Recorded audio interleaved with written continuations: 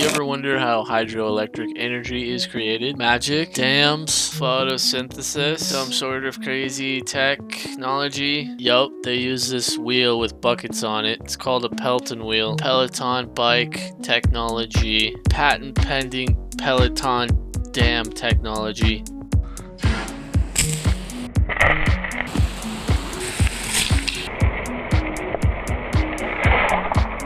Oh! They focus all the water in the dam into a single beam. And then they shoot it at a massive pelton wheel.